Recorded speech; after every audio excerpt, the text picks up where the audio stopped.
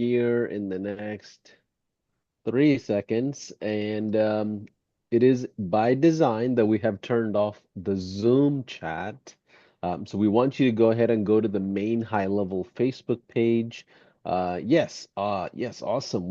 Looks like we are live. So if you go to the main live Facebook page, you'll see that myself and Josh are online right now. And I want you to interact with us there. Tell us where you're checking in from. We haven't started recording just yet. Josh, how are your holidays, man? I'm not ready to do an intro just yet. We'll start at 11 o'clock, but how are your holidays? Thanks for saying yes to us. Oh, so glad. Holidays were amazing. I spent about a week and a half in Utah, and then I spent about a week in Disneyland with the kids. I had three young kids, so had a blast. Awesome. Are you a roller coaster person? You like to get on all those rides, or is it like, you know what, let me let the kids do the thing and Yeah, no, I'll I'm there for just the kids, so we did all the easy stuff. Awesome, man. So, as we get started here, I don't see the streaming just yet, Jordan. Can you verify that we are live? Yes, we're Uh, live. okay, awesome. So if you do see us, tell us what city and state you're checking in from, and let us know in the comments. Let me go ahead and find this here. Tell us what city Let's see and state here. You're checking Well, I can in hear from. Myself, so I definitely know that we're live. I just can't see the comments yet. Let me go ahead and oh, there it is. Okay, I see it. Tell us what city and state you're checking in from. This allows you to kind of connect with like-minded individuals in your local town, and that's always a great way to get started with the new year. If you are brand new in the world of agency or social media marketing or paid ad agency consulting, also let us know. This is a safe space in the world of high level. We have an amazing community of almost 70,000 plus people, I believe, and I would say 90% of folks are very collaborative. They're very generous with the information, so you have to obviously just kind of pick and choose your pathways with the right people. But this workshop that we have planned here, the intention behind it is to help you map out the rest of the year. With that in mind, I'm going to go ahead and start recording here. Welcome to the 3-day workshop 2025. It's our agency growth plan. I reached out to Josh. Well, I had our team reach out to Josh, and our game plan initially was to talk about, paid ads, lead generation, some sort of a widget tactic kind of a thing. But more I thought about it, I was like, you know what? Josh Nelson's already doing a workshop in his community in mapping out a growth plan for 2025. So I thought, you know what? Why don't we bring that training into the high level community and the high level ecosystem? Josh is very generous with his information. If you don't know who Josh is, Josh has been doing this agency stuff for years, man. I want to say back when I was started, he was already a veteran back in like 2014, 2015. He was already a legend then. He's came to multiple mastermind and high level events, our summit, a conference as well. He's done multiple 3-day workshop with me and others in the past, and Chase as well. And Josh, welcome back, man. You're a familiar face for all of us, but for those that don't know you, can you give us a quick 30-second rundown of who you are, your background a little bit, and just kind of help us just get started here? Absolutely, Paulson. So yeah, man, thanks so much for having me. I run a digital marketing agency, first and foremost, plumbing and HVAC SEO, which we started back in 2011. Grew to seven figures in the first 2 years, is doing about $7 million per year now. In addition to that, I run Seven Figure Agency, which is our coaching and mentorship program specifically for agencies looking to grow and scale to seven figures, multiple seven figures, and beyond. Absolutely. How did you find out about High Level? I know it's been several years. How do you use High Level? What's your relationship with High Level? I know you're one of our top affiliates as well, and you have a big coaching program. There's a lot of cool things that you're working on. So I was a big time Infusionsoft user back in the day. That's what we use for our internal marketing automation. And somebody mentioned High Level for agencies and the way that it worked, the way that the two-way text messaging integrated. It was like, okay, I got to at least give this a shot. And believe it or not, it was Sean Clark on a one-on-one Zoom session that showed me the system. It was like, look, this is what you can do. This is why this is going to be great. And I was like, hey, let's give it a whirl. And we made the transition to all of our marketing funnels and all of our marketing automation at Plumbing and HVAC SEO running through HighLevel. And then we started rolling it out for our clients, and it's core to our service offering. It's core to our client retention strategy. And now, of course, we encourage all of our members and set all of our members up with our HighLevel snapshot and how to attract clients in their agency using HighLevel as the foundation. I love that. So let's get into the agenda for this 3-day workshop. I know some of you, this might be your first ever event with us ever. And I just want to first of all just welcome you. And this is something we do almost every single week. We have different formats of a 5-day challenge, 3-day workshop, 1-hour masterclass, 7-day marathons. We have all kinds of cool stuff that's happening in the community of HighLevel that you can just come in and get free education. And why does that matter to us? Because if we can level up the educational basis for entrepreneurs and agency owners alike, we elevate our community in a much better way. And that's really our focus. So Josh, tell us the agenda for the next 3 days and what we can expect over the next 3 days as we do the 2025 agency growth plan. Yeah, so what we wanted to do is really give you a framework that you could launch 2025 and make this either your best first year, your best year ever in your digital marketing agency. 3 days. Day one, today is going to be all around goals and targets. And maybe you've already set some goals, maybe you've set some targets, but we're going to help you put the KPIs behind that and get really clear. Here's what the year looks like. Here's how this breaks down by quarter. Here's how this breaks down by month. And in order to bring that into reality, what do we have to do on a daily, weekly, monthly basis to hit those goals and hit those targets? So that's going to be today. We're going to go deep on really having a plan. And with a plan, you can execute, right? And so day two, we're going to unpack the 7-figure agency model, which is going to be, there's a lot of different ways to run your agency or to run your SaaS. We're going to walk you through what's worked for us here at 7-figure agency and the hundreds of members that we work with. And you can pick and choose, like, does this model work for you? But that's what we're going to go deep on that model on day two. And then day three is going to be all around your agency growth plan, right? Which is, all right, now I've got a goal. I've got a model that I'm going to operate from. What's the marketing plan? How do we get the strategy sessions? What are we doing on a daily basis? What are we doing on a monthly basis? And what are we doing on a quarterly basis to fill the calendar, to consistently land clients, to launch for those clients effectively, and to retain long-term? Absolutely. And if you're watching this, and maybe you're starting out brand new, maybe over Christmas you started your LLC or your S Corp and you're just in the early stages, maybe you're in the early stages of your coaching journey as well.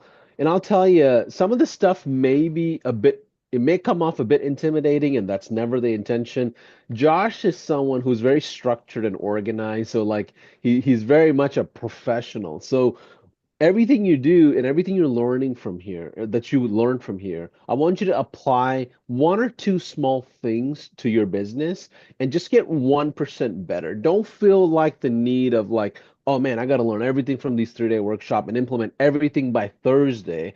It's just not realistic. So make sure you are being fair to yourself as you learn.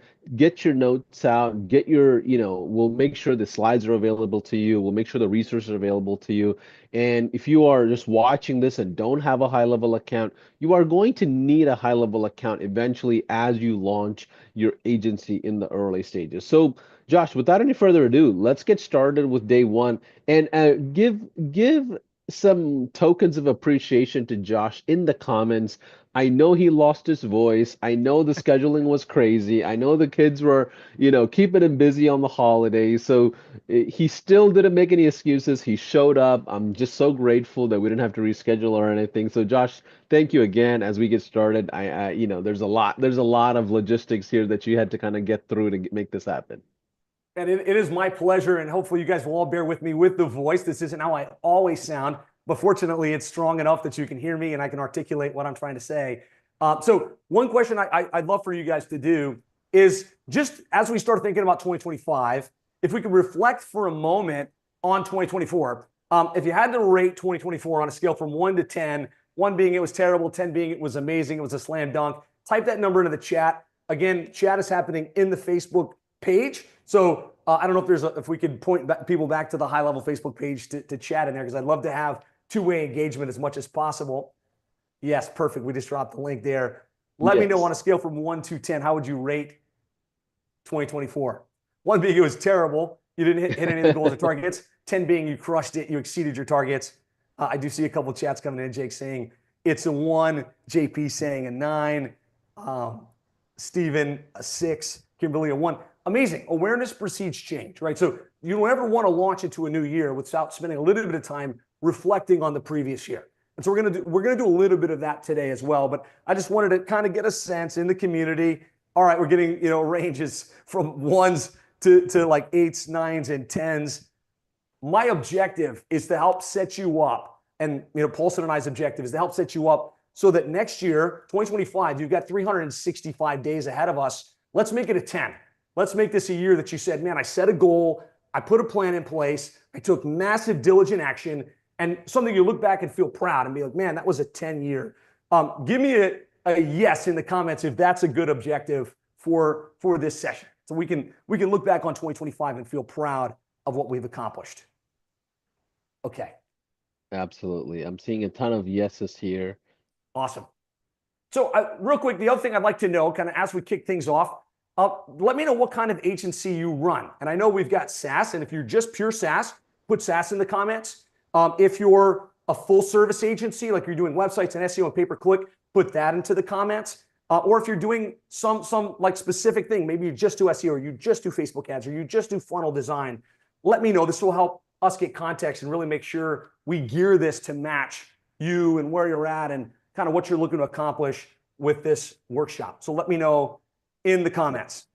And on that note, if you're brand new, you can simply just say, "Hey, I am brand new." Raise your hand. Feel like, don't feel like anybody's going to judge you because you're starting out. Most of the crowd that come to a lot of our events online are brand new because they're trying to figure out a couple of steps. So, and also another thing is if you're a small business owner that are a bit more marketing savvy and you're thinking, "Okay, do I want to white label some high level SaaS for my industry or do some coaching or speaking?" Like maybe you're interested in some marketing activities, but not a full blown agency just yet. Let us know as well. Hey, I'm an SMB, small business owner that has aspiring marketing ideas and offers. So all are welcome here. Awesome. Yes, I'm looking at the chat. Terry's hybrid, JP's AI SaaS hybrid, Kathy's full service, Jennifer's blogging, social media. Amazing. I love to read all these off, but I do appreciate you guys engaging in the chat, and we're going to be watching the chat and answering questions.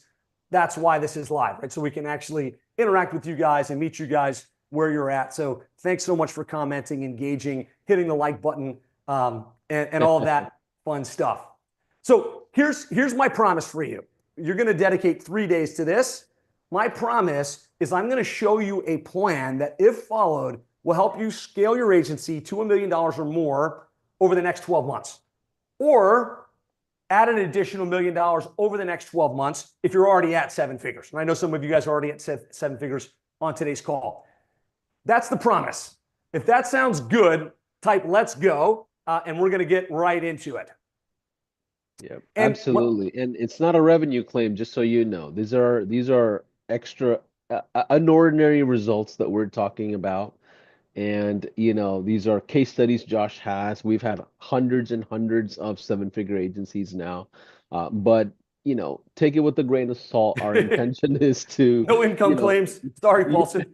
you're good, you're good. I'm just making sure our legal team's happy. And in reality of this, well, you come into a training like this, don't think someone who's, you know, seasoned and experienced like Josh, he will make it look easy because he's been doing this for 20 plus years. And I may tend to do the same thing, but there's a lot of hard work behind building an agency. And that's really, I just want to make sure that's transparent out there. Let's keep going.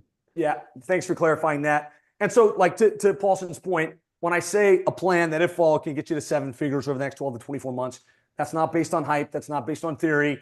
My agency, personal agency, plumbing and HVAC SEO, we were able to grow to 7 figures in about a 2-year window of time. Caveat to that, before that, my first agency failed, right? I literally spent 4 years selling websites, hosting, bad model, bad pricing, bad marketing strategy, and didn't get past 10K. So when I say I grew to 7 figures in 2 years, reality is there's probably 10 years of trial, error, frustration, doing the wrong things in the wrong way. So yes, never compare somebody's current version to, like their 1.0 version when they first got started. With that said, this program has been, this strategy has been validated. As a matter of fact, we've got 137 members that I've personally worked with that we've been able to help to 7 figures and beyond. And so I asked Paulson about this. I want to check with you guys. Is it okay if we share some of those case studies and examples? So it's not just me talking about, theoretically how it works, but really showing you, like Jim Moline from Roofer Marketers, how they chose the roofing niche and grew to multiple 7 figures and had an exit. Or Austin Hauser, how he chose the painting niche, positioned himself as the expert, and has grown to multiple 7 figures. Just like case studies, if it's okay with you, if we share some of those examples, not to talk about how great we are, but to kind of give you the confidence that this isn't just theory. Like there's really people that were in a similar situation to you, implemented these strategies, and have had life-changing results. Just like case studies, I want to make sure we're all good on that front. Absolutely. Okay, perfect. No complaints, no qualms there. Again, this is based on a proven track record. So let's get into our 2025 agency growth plan. We do have a workbook that we're going to be driving with today. This isn't just going to be me speaking for 2 hours, right? Nobody wants to hear me and Tolson teach you for 2 hours. We want to make this practical. We want to make it actionable. We want you to make strategic decisions while we go. So just acknowledge this isn't going to be a teach session. This is going to be a workshop where you're doing things as we go. So plan for today specifically. This is the growth plan. That's the goals and the targets that we're working on. So we're going to make sure that you're laser focused. Here's where I want to get to by the end of the year. So we're going to write that down. We're going to break it down by quarter, and we're going to break it down by month. If all we did was that, you would get massive value from today's session and from the next 3 days. That's where we're going to start. From there, we're going to audit your business model. Because like I said, my first agency, Develicom, I worked for 4 years, never broke $10,000 in monthly recurring revenue, predominantly because I had the wrong model. And so what we're going to do is make sure that you've got the right model to operate from, and we're going to audit that model against, like, what are you doing now? What's the proven model that we're seeing other successful agencies follow, and find the gaps so that you're working from a strong foundation going into the new year. So that's the plan for today. That's what we're going to be working on. Again, we're going to go deeper on specifics and actual planning and like strategy over the next 2 days. Couple of rules for engagement. Seems like we've got a couple hundred of you guys on here, which is amazing. Thank you for being here. Thanks for giving your most valuable asset, which is what? Let me know in the comments, what is your most valuable asset? And while I wait for the comments to come in, I'm going to say it's your time, right? The one thing you're not going to get back is this couple of hours that you're spending. And so you're investing that here. You could be talking to prospects. You could be out playing with your kids. You could be out doing something fun. You've chosen to invest it here. So let's make sure we make the most of this time. Number one, be here now. You've got your Facebook tab open to comment. You've got your Zoom chat open. I'm going to ask you to open one other tab, which is going to be to like work through the worksheet. But let's give this our undivided attention, our undivided focus. Time is valuable. My time is valuable. Paulson's time is valuable. Let's put on the blinders and let's go in and let's do this work here. Number two is if you could put on your participant cap, right? There's 2 ways you can engage with these types of workshops. Way one is you've got me open over here and you've got 3 other tabs open and you're kind of passively listening, but you're also checking email and checking Slack and checking in with the team. That's not being an active participant. The other way would be you've got this tab open. You're listening. You've got a notepad where you're writing notes. And when I ask you to engage with me in the chat, you comment or you like or you say something in the comments in the way you're engaging. But also when I ask you to do an exercise or to go do some work, you actually do the work. So just like participant, if you're okay, I'm going to give you 110%. I expect you to give me the same. If you participate in this process, I promise you're going to get more out of the next 2 days, 3 days, if you actively participate. Number 3, close out all distractions. Number 4, let's give this 100%. So those are the rules of engagement. We do have the workbook. Let's drop this into the link in Facebook as well as here on Zoom if we can. It's going to be your Google Doc planning sheet. So you can access that at 7figureagency.com/growth-plan-workbook, and it will open up a Google Doc. And by the way, we also have a link that Jordan and our team, by the way, big shout out to Jordan. He runs our community team. He is a pivotal part of a lot of our, workshops and streaming and things that we do all the time. So appreciate you, Jordan. And in the description, you'll see that there's a link for Josh Nelson Resources. It's gohighlevel.com/Josh Nelson Resources. I believe within it, I'm opening it now. Inside of it, there is a doc. In that doc, there is workbook. Okay. So you should be able to get that link there as soon as we get started here. Okay. And if I could share my screen, I'll make sure to show everyone how to Yeah, interact with this. go for it. You should be able to Yes. share your screen now. Yep, I got it. Yeah. Share, and then this is the tab I want to share. And by the way, JB, John Bermudez, he was supposed to host this workshop. He ended up having to travel to Florida. So my apologies for all JB fans. Hopefully you're okay with me as we spend the next 3 days together. So you might see some confusion on some graphics. That's because we had some last minute changes, but appreciate your patience, everybody. So yeah, the first link right there is the workbook that you see at the top. Yeah. Yep, so if you click that, it's going to open it up. And then what you're going to want to do is go File, Make a Copy. So this is going to be an editable document. It's going to be your document that we're going to work with over the next 3 days. So be sure that you go to that link, or if you happen to be watching this after the fact, you don't have access to the link, that's just a redirect, Paulson. There's no opt-in or anything like that. Yeah, no worries. Yep. So give me a 1 in the comments once you've got the workbook open and you've made your copy, because I want to make sure you've got what you need in front of you. You will not be able to edit from this document directly. You have to go File, Make a Copy, rename it Your Agency 2025 Plan, and we can hit the ground running.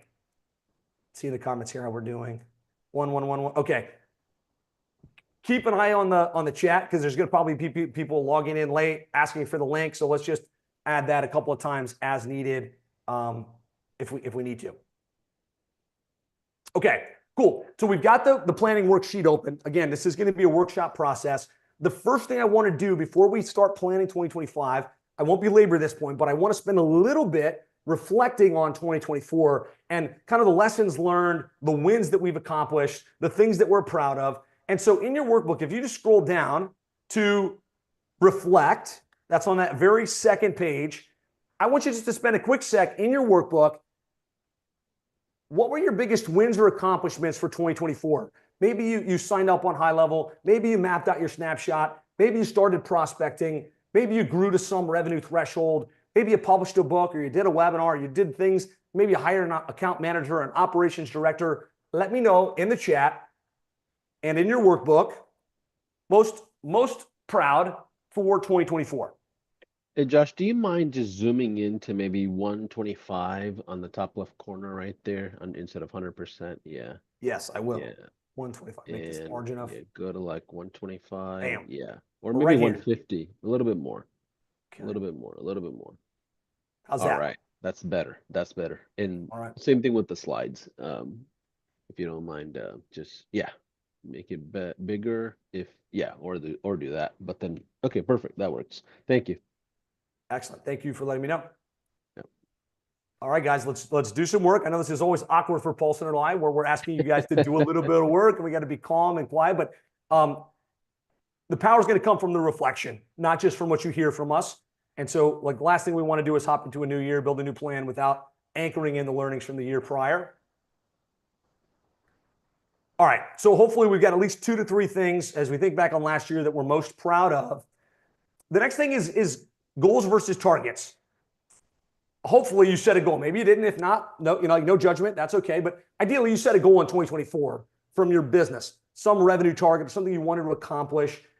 How did you do? Like, one of the worst things you can do psychologically is to set a goal and then never check in and never even like say, hey, look, I either did it or I didn't, because you're telling your subconscious mind that's a waste of time, right? It's just like you can't have any confidence in the process if you don't check in. It's okay if you set a goal and you miss, as long as you go and you say, oh, you know what? The goal was to do this and I didn't, right? And you told yourself, okay, I didn't get it this time. here's what I'm going to change. Here's what I'm going to adjust. Here's why it's going to be different in 2025 so that you can actually hold yourself accountable, so that you can actually get that outcome. So just a quick check-in.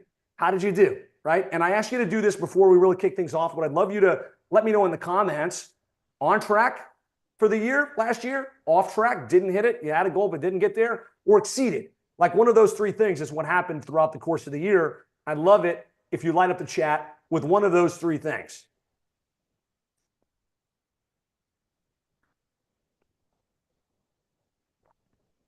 Okay. Lessons, I'm not going to spend a ton of time here, but ideally there were some lessons learned, either things that worked really well that you want to keep doing, or things that you tried that just didn't work.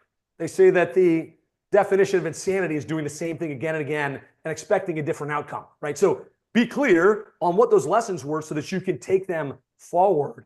And then I would really encourage you, if you didn't celebrate something in 2024, you're going to get more of what you celebrate. What you focus on expands. And so find at least one thing that you can say, hey, like I got this done last year. I'm going to celebrate it so that we can draw more of that into our lives going into the new year. So if you haven't already, again, I don't want to belabor this. We could spend a lot of time here, but we got other things we want to cover. I did want to check in on the year. Let us know in the chat, like what were the biggest wins, the things you were most excited about? And then we'll keep pressing forward. Actually, I'm going to move this to a separate tab. That way I'm not pulling it up right here. Let's see. And by the way, it's totally okay if you didn't hit your goals. Yeah. And the intention here is to not talk about, not just make yourself feel bad that the goals weren't hit, but the structure of goal making or goal setting is the most important part. And then we can reverse engineer and figure out, okay, why didn't you hit the revenue goals, or why didn't you hit expansion goals with your staff, or why didn't you hit offer goals that you may have had where you want to expand your offers, or different markets that you wanted to tap into, or different industries. It's totally okay to raise your hand and say, you know what, man, I didn't hit the goals that I was hoping for, but here's the structure of how I'm looking at it. Yeah. So good. All right. So we've spent a little bit of time reflecting on 2024. Now we can start to look at 2025, right?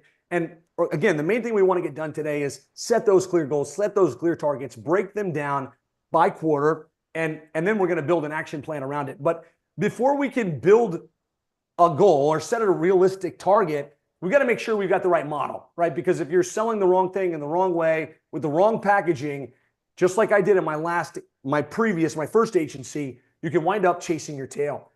And so I'm going to give you the Cliff Notes version of this so that you can set the proper goals. And we're going to go deeper on this tomorrow. But really, there's three things we have to solve for in order to grow and scale our agency to seven-figure or multiple seven figures.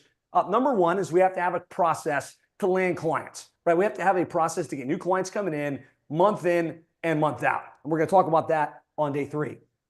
We have to deliver results, right? As an agency or a SaaS, this isn't a cash grab, right? We're here to deliver a tangible, measurable result, a tangible, measurable outcome for our clients in exchange for payment, right? And so we want to make sure we're delivering results in a scalable way, right? And we're going to talk about how we choose the model and how we kind of build the team around it. But we have to actually deliver world-class results. And then number 3 is we have to retain long-term, right? One of the biggest struggles in this agency game is sometimes we land clients and we lose clients, and we land clients and we lose clients, and it feels like we're just on this treadmill where we're not really moving forward. And so we have to be very intentional. If we're going to get to 7 figures or multiple 7 figures, we have to be very intentional about how we craft the experience, how we engage with our clients, how we show the value so that we can retain at the highest level possible. And then ultimately, we've got to think about how we're going to scale, right? The systems, the procedures we're going to put in place, the way we're going to build the team, so we're not doing it all ourselves. Because I believe, and let me know if you agree, we're in this business, yes, to make more money, right? Put a $ in the chat if you want to make more money. That's one of the main reasons you started the agency, right? And I think a lot of us will say, yes, we want more money to drive the nicer car, to have the nicer house, to take care of our family, to put our kids in the better school, whatever it is. But we also started this business so that we can have more freedom, right? Most of us actually are more inspired by choosing how we're going to spend our time, having the freedom to spend the quality time with our family, with our friends, to take the travels, to take the adventures. So more money, more freedom, and a bigger impact, right? If you think about Maslow's hierarchy of needs, at the very top is to know that we're actually having an impact on the clients that we serve, on the team that we hire, on their teams.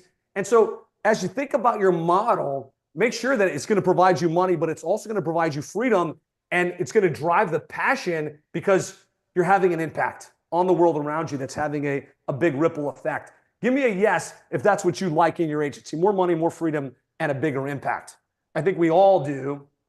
And I know I see a lot of dollar signs. I see a lot of freedoms coming in. So that's what I want to spend a little bit of time on, right? Is just making sure we've got the right model that can bring us to that eventuality, can bring us to that outcome. And so for me, it starts with a little bit of money math, right? We have to, if we want to build to 7 figures or add an additional 7 figures, there's a million ways we can charge for these services, right? You could charge $100 per month. If maybe you're just doing high-level SaaS, $100 per month. If you do the math, you're going to need about 830 clients paying you $100 per month to get to $83,000 a month, which is a run rate of 7 figures. Now, a little up from there, you could have 166 clients paying you $500 per month. You could have 83 clients paying you $1,000 per month. You could have 8 to 9 clients paying you $10K a month, or you can just have one client that pays you $83,000 per month, right? Lots of different ways to skin the cat. And I'll tell you, in my first agency, my math model was, I'm going to build a website for $1,500, and then I'm going to charge them $10 a month hosting fee. Like, that was literally the whole thing. And so I was out hustling and selling those websites, and I would sell 6 or 7 websites in a given month, which was not bad, right? Hey, that's not bad. But I never got beyond $10,000 a month. Now, when I went to Reach Local, I worked at Reach Local for a stint, the big pay-per-click management company. They were doing $500 million per year. And they had one thing that they sold. It was a monthly recurring service between $1,000 and $5,000 or more per month. And when I saw hundreds of sales reps across the country selling 5 to 7 clients every single month at that price point, my paradigm shifted. I was like, well, wait a minute. Rather than charging this one-time fee and this low monthly retainer, I need to add more value and charge a higher monthly fee. And through the evolution at Plumbing and HVAC SEO, our agency, we kind of found a sweet spot for us between $1,000 and $3,000 per month. What I found was that in any vertical, in any niche, there's a plethora of companies willing to pay in that range as long as you add the value and you're generating a tangible, measurable return on investment. The other thing I found that was very, very interesting was it takes almost as much energy to sell a $2,000 a month client as it did to sell a $500 a month client. And doing the money math, I would need 166 clients at 500 versus I could just have like 60 clients at $2,000 per month and be there. So just make sure you understand that money math. I want to pause, Paulson, and give you the opportunity to interject or to share your perspective on the kind of how you price these services. But I think this is fundamental to if you're going to get to 7 figures eventually or not. Yeah, absolutely. And those of you that are familiar with HighLevel in general, a lot of you may even lean towards that 166 at $500 a month.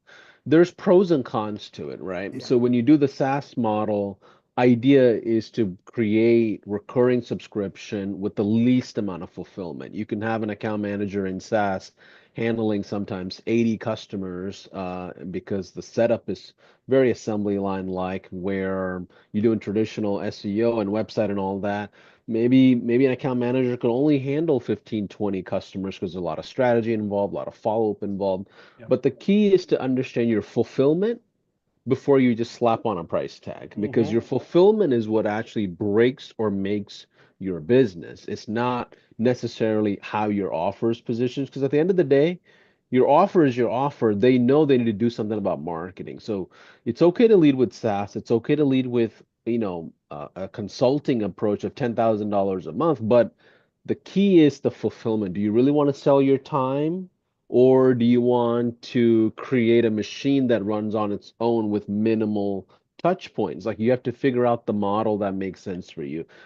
In the world of high level, what makes sense and people are really attracted to is the hybrid SaaS model. Maybe you have 5 or 10 customers that's paying you $5,000 a month, and the rest of 150 are 297 a month, just untouched SaaS, right? There's a good balance there that we're seeing a lot of agencies do, but just mine and Josh's intention is to make sure you're aware of these business models. Mm, Neither, I will never tell you to do SaaS only, and Josh will never tell you to do marketing agency stuff only. There is a balance of both. Somebody's making money on all these different models. mm. So the model is not the problem. It's usually the entrepreneur or how the offer's positioned or the fulfillment of it. 100%, Paulson. Thanks for interjecting and sharing that. I'm going to be sharing what we found works for seven-figure agency members and kind of what our model is. But I know there's a lot of different ways to skin the cat, and so don't be dogmatic about it. Right? Figure out what's going to work for you and what your objectives are. And like Paulson said, there's lots of pros and cons depending upon how you structure this stuff. But the bottom line is, if we're trying to reverse engineer to seven figures or multiple seven figures, the reality is if you can land 5 clients per month and retain at $1,350 a month or higher, then you can grow to 7 figures and beyond. So that's just the thing I want to have sink in is if you can go a little bit higher, right? Maybe add a little bit more value, be more confident in your offering. You only need 33 clients at $2,500 per month to have a 7-figure agency or to add an additional 7 figures per year. And so, that's one question I just want you to ponder is, can you land and retain 33 clients? Yes or no, right? And hopefully the answer is yes. Hopefully, yes, I can do that. I can get there. I can get there over time. And when it comes to what you're delivering in this price point, we're going to get into that tomorrow. We're going to talk about the program packaging and kind of how we package our service offering to justify the $2,500 price point, how high level is integral to that, right? Don't just do website. Don't just do SEO. Make sure you're adding enough value and you're leveraging marketing automation to become extremely sticky. And high level gives you a massive competitive advantage when doing that and being able to add that level of value and to justify that level for retention. So Cliff Notes version, right? Just here in my opinion and what I found to be best in terms of model, and I'll come back to Paulson on this, but if I were to say, if you just did this, you put your blinders on and you focused on doing it this way, it's going to be a great proven path to 7 figures and beyond. A couple of things. Number one is to target one particular niche, right? That's one particular industry. Running an agency, selling SaaS services, you can sell to anybody, right? But when you sell to one particular industry, you can become the expert. You can be the person people come to and they're like, wow, I see that you work with companies like mine. You've got proven results and you're a lot more magnetically attractive. The other side of that is you can systematize the delivery. You're not reinventing the wheel for every client. In my case, we work with plumbing and HVAC companies, right? We're positioned as an expert in that space. And when someone signs up, we're not trying to figure out what are the keywords, how do I structure the website, what do I put in my marketing follow-up campaigns. We've figured out in advance. And so we can get better and better every time we serve clients, and we can do it at scale, right? So that I can hand that off. I don't have to be involved in the delivery because we've got it figured out in advance. And so one niche, monthly recurring revenue as the primary mode, right? We can do website builds, we can do funnels, we can do, Facebook strategy campaigns. But what I found is if you come to the market with a growth program that's like, for this industry, this is what you need to be doing in order to grow, and we can do it for you, then you can sell a monthly retainer package to everybody, right? And not be on this oscillating scale of getting some money up front and then trying to find another client and hopping back and forth. So actually just selling monthly recurring to everybody that you sell, no one-off projects, no check payments, right? Set up your billing automation so it comes in every single month. And then I would like to say that the monthly ideally would be $1,000 or more. And I know there's a lot of different ways to skin the cat, but if we're confident enough, there's people paying $10,000 a month for done-for-you digital marketing services. And a lot of times it's just your personal confidence in charging more. And so this would be my Cliff Notes of the model fundamentals. I want to toss it back to Paulson to kind of share, his thoughts and perspective on this. Yeah.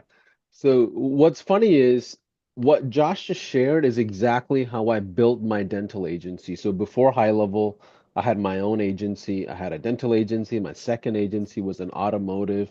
But what I agree with Josh on is it's much easier to be a magnet inside the market when you're focused on one thing. People will come to you. They're like, "Oh, this is the expert." Everybody will resonate and sing the same song about you across the board. So referrals are easier, your fulfillment is easier. But I often think about how I got to that dental decision. Like I didn't just overnight just decide, okay, let me go into dental. I struggled for about a year and a half trying to figure out how to niche down or where to niche down. So in our masterminds, Chase and I, and JB as well, we teach something, which is your launch strategy is often different than your scale strategy. So when it comes to scaling, I am 1000% in agreement with Josh on how to scale. Focus on one target.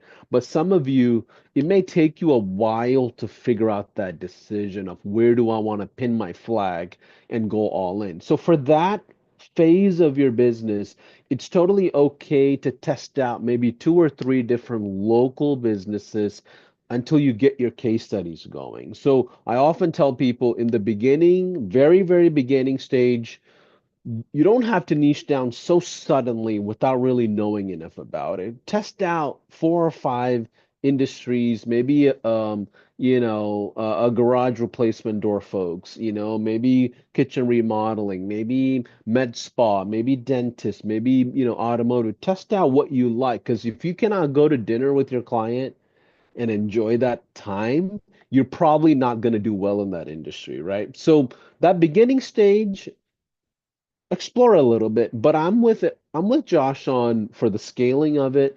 I'm with Josh on having one target, one offer, one thing, one delivery, one type of service, one type of response, one type of, movement in a market is how I look at it. Love it, man. Yeah, good feedback. And yes, it's a little bit different when you're just trying to get that first 10K. Then once you've got 10K, you're in the niche, you've got that squared away, and you're looking to scale. So, just recognize that. But I really feel like if we've got the right model, a proven model, and we operate on that, we put the blinders on, we don't shift focus from 1 month into the next, 1 quarter to the next. Boom, that's how we get to where we want to go. And so I'm going to give you guys a couple seconds in your workbooks, that digital Google Doc on page 4. I want you to spend a little bit of time evaluating your current model. Are you in a niche or are you in multiple niches? What are you selling? Are you a la carte, or is it like a dialed in, here's what we sell, here's what's included? What's the monthly fee right now? Oftentimes, this is a good time of the year if you've been at this for quite some time to increase that monthly fee because you've got more value. Costs are going up in the market. And then how much project versus recurring are you doing? Let's just do a quick pause here, Paulson, and give the group an opportunity to do some work, right? You've heard me talk about the model. You've heard Paulson share kind of his perspective. This is for you to decide, right? Decisions need to be made right now. Either the model's perfect the way you've got it, or maybe there's a couple of tweaks you can make going into 2025. So that's on page 5 in your workbook.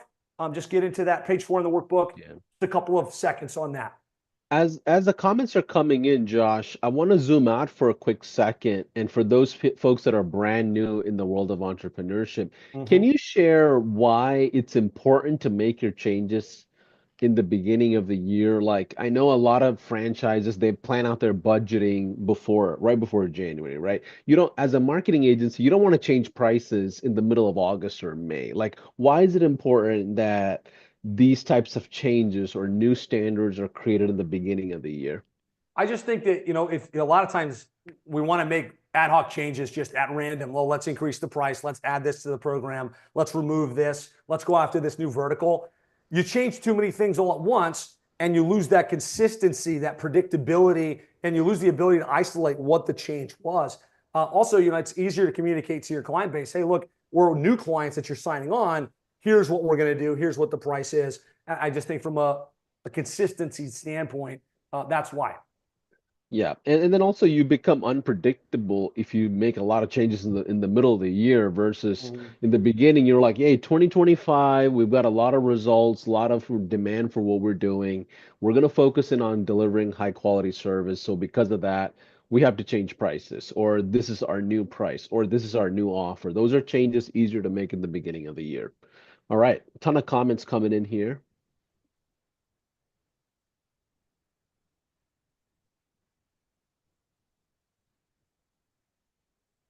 Awesome.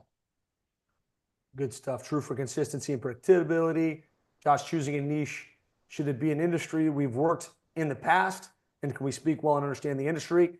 If a lot of you guys have questions on niche selection, we could definitely go deeper on that tomorrow. Paulson, do you think we should carve out some time for niche selection and a niche selection Yeah. brainstorm? Yeah, maybe we could spend 5 or 10 minutes on it because there's multiple ways to have a focus. Some people Yeah. do size of business, some people do a certain market, some people do industries related stuff like, Yep. you're asking here. But yeah, let's keep going. By the way, the screen behind you is kind of hard to see the words. So if you want to share the model audit from your slides, it might be easier for folks to see. Yes, Um, the, absolutely. Let me, I'll just hit the share screen button here. okay, thank you so much, Josh. Almost there. All right. So let me Okay. know in the chat here. Did I get the right? Am I sharing the right thing here, Paulson? Perfect, perfect. Yeah, you're good. Let me know in the chat what change will you make to your model. And while we're doing that, and while you guys are typing that in the chat, I said I would share some examples of this in the real world. So, good example of this is Alan Hillsberg. He runs an agency serving funeral home companies, and he was a generalist agency. He was just doing ad hoc websites and stuff like that. Um, couldn't get past 10K. Similar scenario to me. Latched onto this model, right? And it was like, we're going to sell to a specific industry. You choose funeral homes. I'm going to sell $1,000 a month or more, including websites and SEO and a couple different things, which we'll get into tomorrow. All the marketing automation stuff from HighLevel. Just by putting the blinders on and being focused and having that higher monthly fee, he was able to scale to over $115,000 in monthly recurring revenue, and is continuing to grow and continuing to scale within that space. So just I want to share a couple of concrete examples of this as we go. And I've heard industries from as obscure as funeral homes to decorative concrete to very specifically like law firms and painting companies. But the process works really, really well. Okay. So let me know in the comments what you're going to change in your model, and let's keep pressing forward.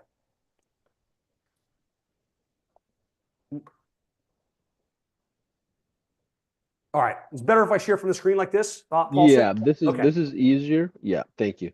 Got it. All right. So let's get into goals and targets, right? And this is the meat and potatoes of what we're going to do today. It's the meat and potatoes of really setting that goal, setting that target that we want to put in place.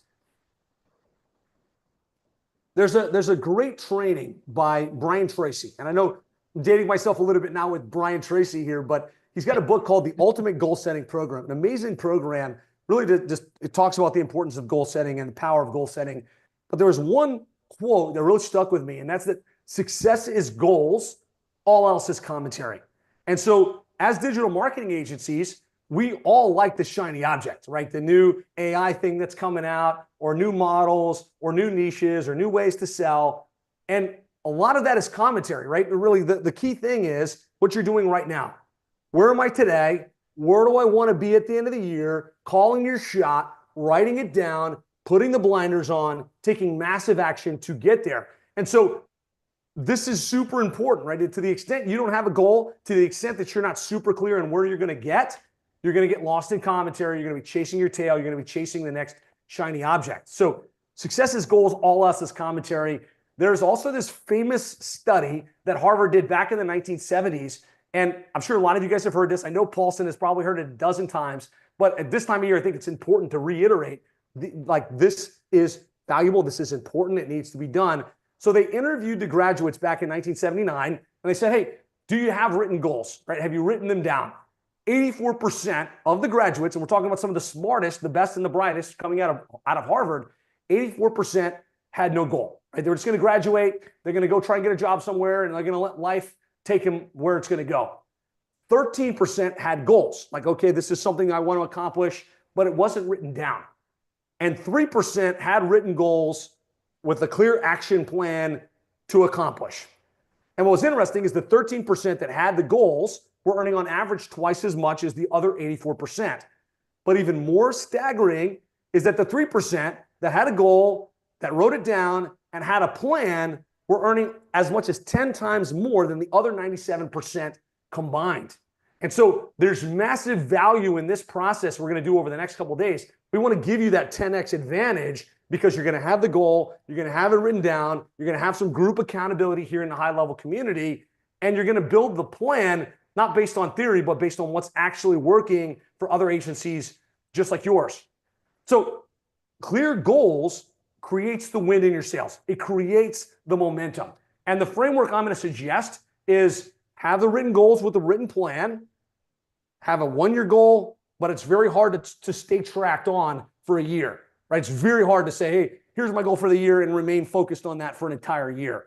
What we want to do is break that down into quarters, right? In the corporate world, it's all Q1, Q2, Q3, Q4. We encourage you to apply that to your agency, set the goal for a quarter, build the plan for that quarter, take massive action, and then build a new plan the next quarter and constantly revise, reiterate to try and push yourself to the big goal for the year, and then break it down by month, right? It's easy to keep your mind focused for a month. How many clients do we need this month? What is our marketing strategy? What's our retention strategy? What are we going to do this month to make sure we're on track for the quarter? But I'd say more important than all of that, and I think a lot of us probably set goals, a lot of us probably set targets, is you have to have a stop point, right? If you set a goal for the year and you're not stopping at the end of the quarter, you're not stopping at the end of the month to say, did we hit it? Are we on track? Are we off track? Adjust, then you're just wasting time, right? You're literally telling your subconscious mind, I'm going to set a goal, and whether I get there or not isn't important, right? So just type stop point if you'll commit this year to put a stop point at the end of the month, stop point at the end of the quarter, stop point at the end of the year to check in and to hold yourself accountable. And ideally, to celebrate when you accomplish the goal. Like if you set a goal for January, let's make sure we've got a little prize we're going to give ourselves, a nice dinner, a nice thing that we're going to get so that we can commemorate that accomplishment. You get more of what you celebrate. And first of all, we're going to pause and we're going to reflect. Second of all, we're going to actually do something to acknowledge that outcome. So that's the goal setting framework. Let's start with our starting point. And so I want you guys, again, we're in workshop mode now. I want you to pull up the workbook. If you don't have it yet, Paul, so if we could drop that link one more time in team, Yes, pull up the absolutely. Google Doc. And then on page 5, what's the current starting point? How much recurring revenue? How many clients do you have on retainer? How many SaaS clients do you have? Could be 0, could be 10, could be 100. I just want you to write down what the current reality is in the business today. This should only take a sec, but I want you guys to fill that in for me. Current starting point. And if you feel so bold, go ahead, Paulson. I was going to say, by the way, some of you that may, I'm just going to be very realistic here, and I'm not trying to offend anybody, but I'll tell you, if you have, let's say, 5 website projects, that kind of doesn't count as a monthly recurring revenue. Don't fool yourself in a way by saying, okay, I'm gonna make 10 grand in January with 10 website projects. In February, that's not something you can build your business off of. Like you can't predict how to hire an account manager, an operations person, or put away money for taxes or whatever you got going on. So don't count your one-off projects, including consulting, or maybe some of you that speak. Like this is just recurring revenue that you can predictably build a business around that we're talking about. Yeah, man. Big clarification. We want the automatic build clients. And if it's none, then it's none. I got 0. You might have dozens of clients, but if they're not paying you a monthly fee, you literally have 0 recurring revenue. All right. So put that number in. If you feel so bold, let us know in the comments in Facebook. What's the MRR now? What's the current reality? Okay, so we've got the initial snapshot. Next thing I want to do is I want to walk you guys through our sales retention tracking sheet process, because it's one thing to put it on a Google Doc somewhere, But to really plot out your year and to plot out your month, plot out your quarter, this is something we typically reserve just for our members, but I consider everybody here in HighLevel part of the Seven Figure Agency family as well. So we're going to share this with you guys. If you go to sevenfigureagency.com/tracking, there's no opt-in for this. This is just going to give you the Google Doc that you can make your own. I'm going to drop that into the chat here if that's okay. I'm not sure if we Yeah, put that in the resources or not. I believe we did. Okay. If not, we Resources, could. planning Yeah, worksheet. Yeah. So in yeah, yeah. resources, same thing. Click on that link and it's going to open you up the sales retention tracking sheet. So let's get this up. We're going to break down now that goal. We're going to get clear what the goal is. We're going to break it down and make it really clear on a tracking mechanism for you guys. Give me a 1 in the comments once you have this open. Again, you're going to need to go file, make a copy. So I see like, 50 or so of you in here. You won't be able to edit it until you go file, make a copy. It's really important that you have the ability to modify this.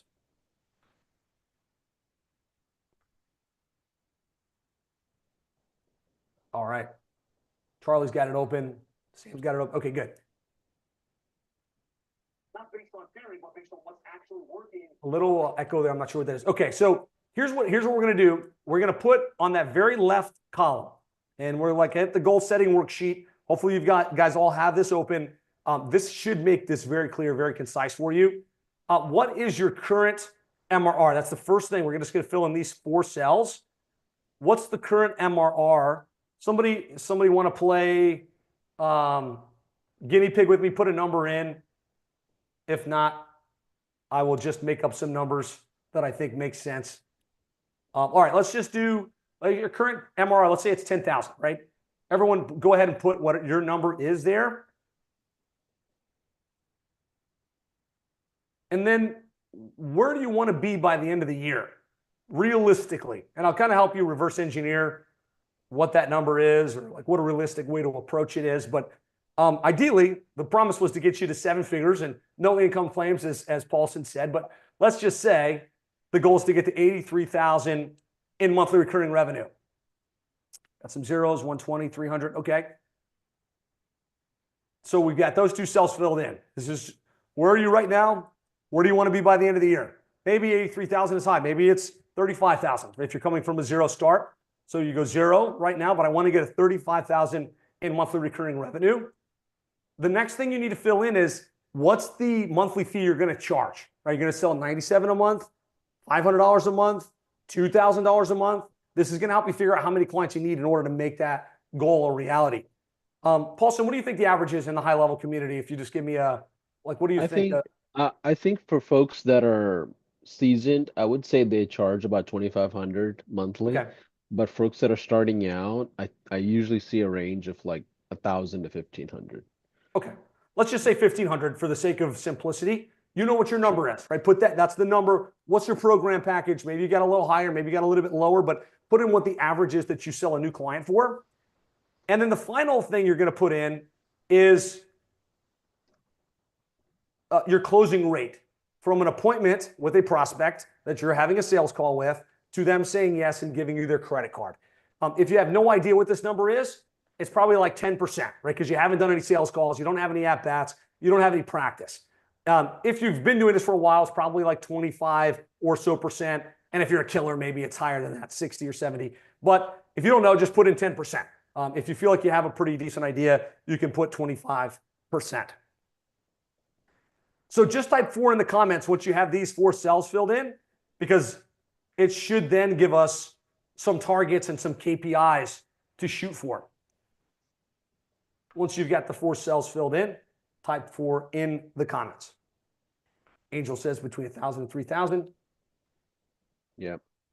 And by the way, if you're starting out, it's almost smarter to charge a bit more than usual because you can outsource and get an expert in the client relationship versus if you're starting out and you're only charging 500, but it costs 500, 600 to fulfill the actual project, you're kind of shooting yourself in the foot. So that's one of the big lessons I learned from my mentor in my dental agency days is I charged over 3,000 out the gate, but that allowed me to go get an expert, like 2 or 3 experts, and just pay them all the money I made until I built my case studies, and then I started building up a margin. So Early stages, it's smarter to charge a bit more because you have room to outsource.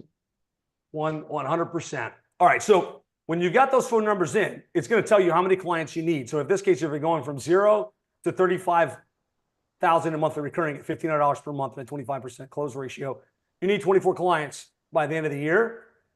You got 12 months left, basically assuming you're going to hit the ground running here in January.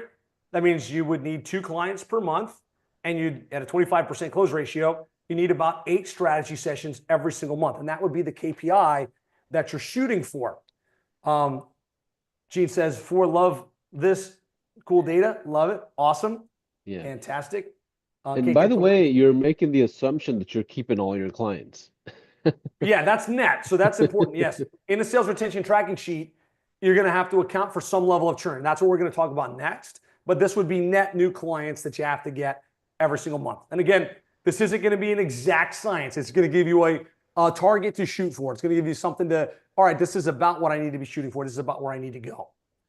All right. So ideally, you've got those numbers. I'm going to use a different example. Let's just say you were at 25,000 right now in monthly recurring. The goal is to get to 83,000, which would put you at 7 figures. Your average is 1750. You've got a 30% close ratio. In this case, you need 34 clients. You got 12 months. You need 3 clients per month, and you need 10 strategy sessions per month. That's what you're going to build your plan around, is actually how many strategy sessions do we need? And then what are we going to do to market ourselves in terms of our cold outreach, in terms of our Facebook ads, in terms of our content generation?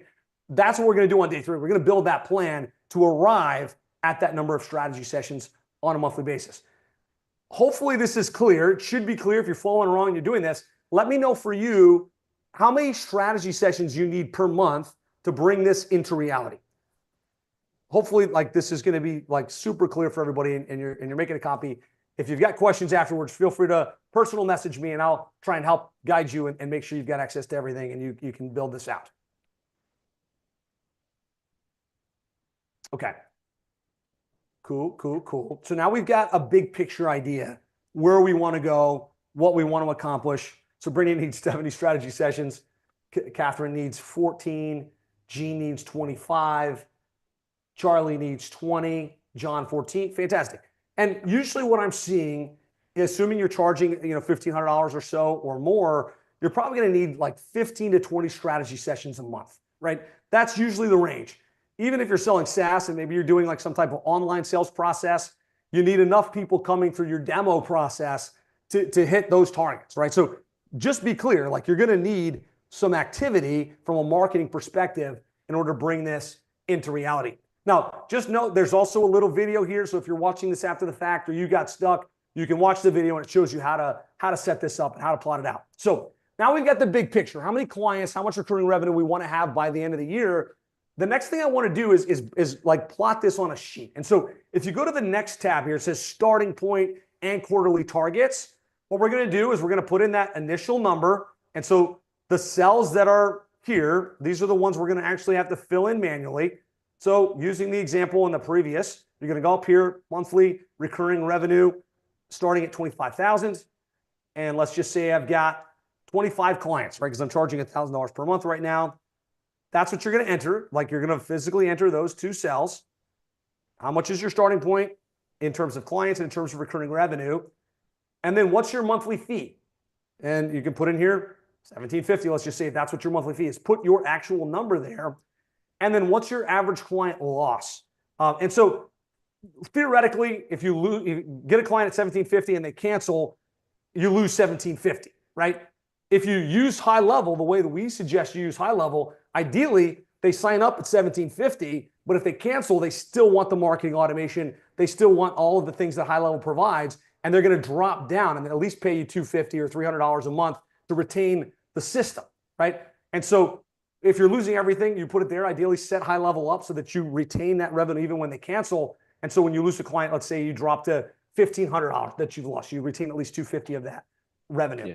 Josh, do you mind zooming that in real quick? And Yes. also, the point that you just made is really important. So a lot of seasoned agencies do what Josh is recommending, and I know that's what they do at down in Florida is they'll have a client and they're like 1,500, 2,000, 3,000, 5,000. And if the client, for whatever reason, needs to pause marketing campaigns or just move away from the agency altogether, you're able to park them into a downsell, right? Yep. So you have the main offer and you go them into the downsell. And you also see agencies use SaaS as a foot in the door offer, maybe something Mhm. like, hey, let me just get reputation management going, get you some reviews. Or maybe now you're seeing AI employee chat widgets being turned on left and right for $200 a month, and that's the foot in the door. And then you upsell them to that 1750.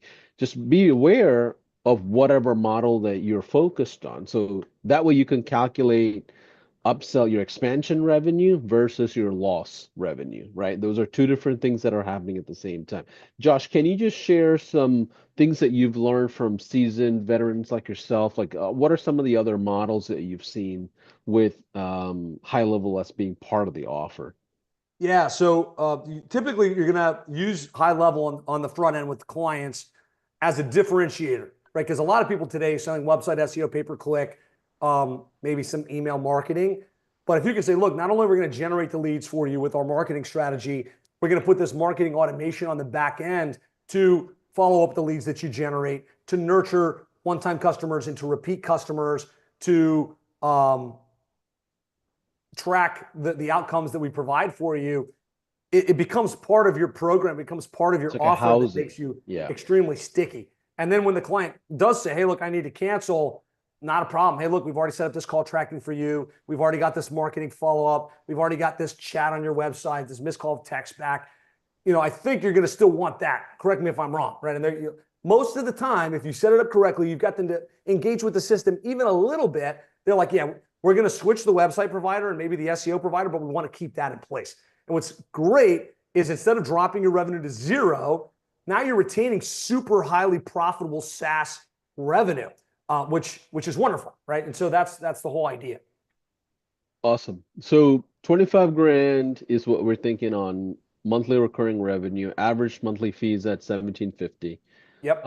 Average client loss values at 1,500. Can you explain the 1,500 one more time? Yeah. Okay. So again, we're here in the starting point in January. The 1,500 would be when a client leaves, how much revenue do you lose? So if you don't have SaaS and you're not like consistently getting people to say, hey, look, I'll stay with that maintenance plan, then it would be 1,750, right? The money all goes away. But in this case, if you've got that in place, let's just say it drops to 1,500. So you have a little bit of retained revenue. I think is really all we're looking for there in terms of how we're tracking it. So just give me a yes in the comments if you've got this top box filled in. I know there's a lot of moving parts here. Again, you can watch this on the replay. You've got like the step-by-step video. But the next thing I want you to do is go down to the tab down here where it says Sales Tracking 2025. And so this is where the rubber meets the road, right? This is where you can actually start to plot out that year, plot it out by quarter, plot it out by month. And if you did this right, you've got it automatically saying what your current base is. You got however many clients you typed in here carries over to this first tab.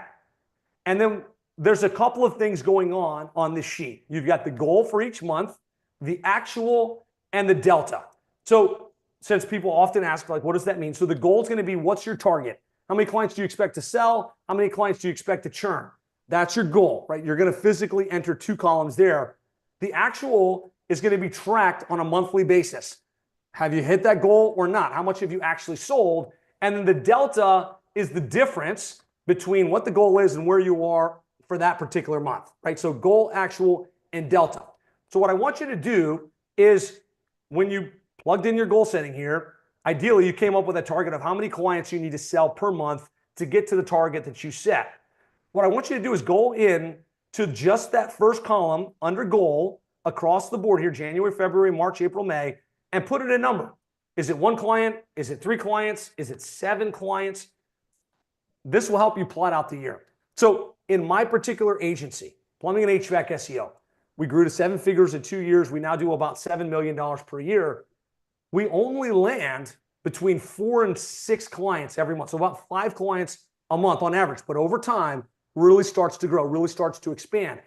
So we do have other people in the program that are selling 20 plus clients per month. People like Brady Sticker and Chris Rodriguez. They've got a lower ticket, right? But so you should be able to set a goal that makes sense based on this goal setting sheet. Don't put in 20 clients a month if you've never sold a client, right? Don't put 5 clients if you've never sold a client. Choose a target that's realistic and tangible to get you to where you want to go. So that's what I want you to do. I'll give you a quick sec. Hopefully you're working on this as I speak. You're going to January. Let's just say 3 clients in January, 3 clients in February. And then, I think I'm going to get my marketing ramped up. And so I'm going to go to 4 in March. And then April, I'm going to go to 5. And then I'm going to shoot for 5 every month thereafter, right? Whatever the number is for you. Could be an even 5 every single month. Could be higher, whatever it is. So we're just going into that top column and we're putting in how many clients per month.